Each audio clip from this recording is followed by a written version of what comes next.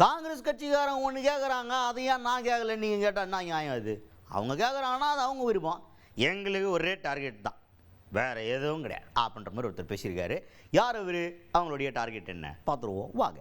தமிழ்நாடு பாஜக தலைவர் நயினார் நாகேந்திரன் அவர் தான். அவர்கிட்ட என்ன கேட்டாங்கன்னா, காங்கிரஸ் கட்சி இப்போ ஆட்சியில் பங்கு கேட்குற அளவுக்கு ஒரு இடத்துக்கு வந்துட்டாங்க. அந்த அளவுக்கு பேச்சுவார்த்தைலாம் பலமாக போய்கிட்டு இருக்கு. அப்போ பாஜக அந்த மாதிரி கேட்கறதுக்கான வாய்ப்பு இருக்கா? நீங்கள் எதுவும் ஆட்சியில் பங்கு கேட்க போகிறீங்களா அப்படின்ற மாதிரி ஒரு கேள்வியை முன்வைக்க, அதுக்கு நயினார் நாகேந்திரன் அவர்கள் என்ன சொல்கிறாருன்னா, காங்கிரஸ் கட்சிக்காரங்க பண்ணுறதெல்லாம் நாங்களும் பண்ணணும்னு ஒன்றும் அவசியம் கிடையாது. அது ஒரு தேசிய கட்சின்னு அது பண்ணுறதெல்லாம் நாங்கள் ஒரு தேசிய கட்சின்றதுக்காக நாங்கள் பண்ணணுமா? அப்படி கிடையாது. எங்களுக்கு இருக்க ஒரே டார்கெட் ஆட்சியில் பங்குங்கிறதெல்லாம் அப்புறம், முதல்ல திமுக ஆட்சியிலிருந்து தூக்கணும், அதுதான் இப்போ. அதனால் அந்த டார்கெட்டை நோக்கி நாங்கள் சிறப்பாக செயல்பட்டுக்கிட்டு இருக்கோம் அப்படின்ற மாதிரி பேசியிருக்கார் நயினார் நாகேந்திரன் அவர்கள்.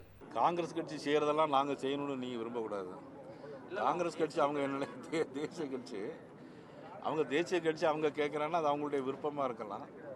எங்களை பொறுத்தவரையில் தேசிய ஜனநாயக கூட்டணியில் எங்களுக்கு இந்த திராவிட முன்னேற்ற கழகம் தமிழகத்திலிருந்து அகற்றப்பட வேண்டும். அதுக்கட்டு தான் ஜனநாயகன் படத்தை ரிலீஸ் பண்ண விடாமல் பாஜக தான் அழுத்தம் கொடுத்துட்டு இருக்குன்னு ஊருக்குள்ள ஒரு பேச்சு போயிட்டு இருக்கேன்.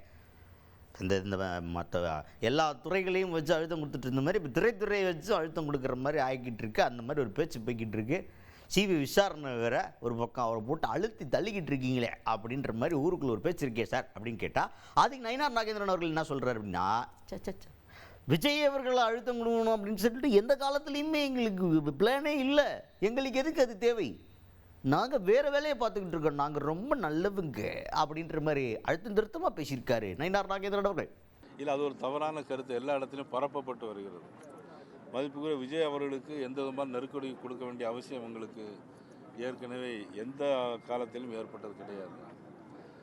அவர் ஒரு கட்சி நடத்துகிறார், நாங்கள் தேசிய ஜனநாயக கூட்டணி நடக்கிறோம். அவர்களுக்கு நெருக்கடி கொடுக்க வேண்டிய அவசியம் உங்களுக்கு எதுவும் இல்லை.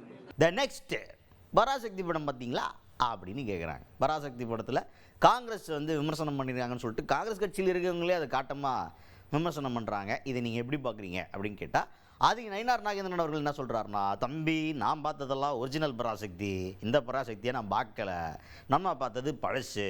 அந்த படத்துக்கே 1008 பிரச்சனை காங்கிரஸ் கட்சி கொடுத்துச்சுன்னு நான் செய்தியில் படிச்சிருக்கேன். அவ்வளோதான் நமக்கு தெரியுமே தவிர காங்கிரஸை பற்றி இந்த பராசக்தியில் என்ன சொன்னாங்கன்னு நமக்கு தெரியாது அப்படின்ற மாதிரி விளக்கம் கொடுத்துருக்கிறாரு நயினார் நாகேந்திரன் அவர்கள். நான் பராசக்தி படம் பார்க்கல, பழைய பராசக்தி படம் பார்த்துருக்கேன். அது ஒரிஜினல் பராசக்தி பார்த்துருக்கேன். அப்போ காங்கிரஸ் ஆட்சி காலத்தில் அந்த பராசக்தி படத்துக்கு நிறைய தடைகள் கொடுத்ததா, சென்சார் போர்டில் கொடுத்ததா நான் பத்திரிகையில் படிச்சிருக்கேன்.